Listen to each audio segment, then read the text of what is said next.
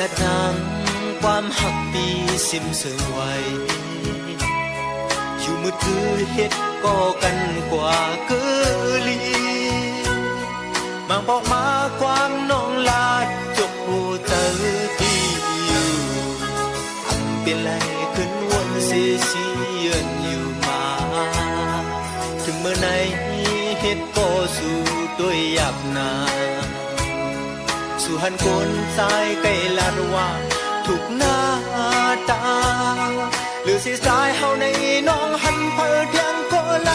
ยน้องโวยใจสันตาจำเจอน้องหรือเปล่า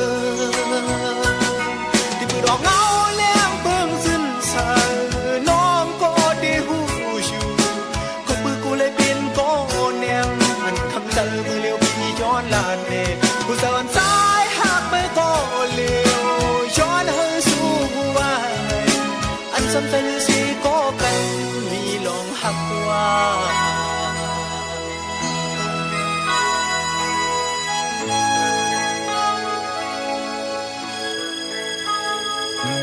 อำลาทางความหักปีสิ้นเสื่อมไว้อยู่มืดคือเฮ็ดก็กันกว่าเกลีมางบอกมาความน้องลาจบโบเจอที่อยู่อันเป็นไรขึ้นวนเสียเสียนอยู่มาถึงเมื่อไหนเฮ็ดก็สู้ด้วยหยับนาสู่หันคนสายไกลลาดว่าทุกหน้าตาหรือสิสายเฮาในน้องหันเปิดยังก็เลย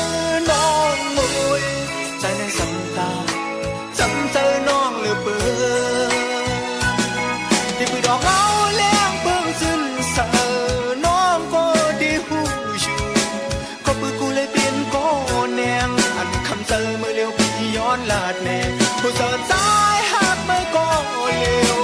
ย้อนให้สู้ไว้อันสำเจอเปลี่ยนก็กันมีลองหักว่า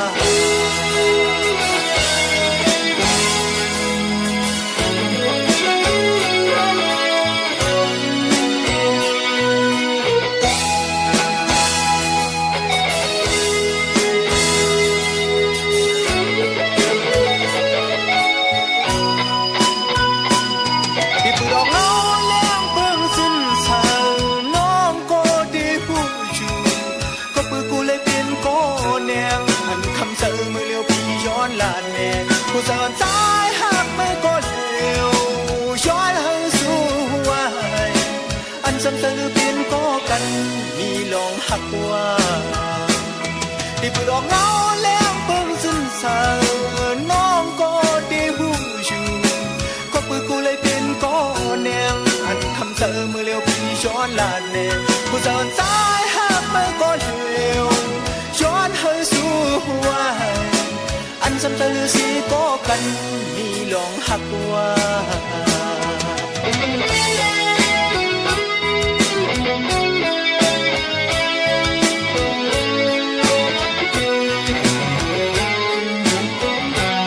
ผู้สอนสายหักไม่ก็เร็ว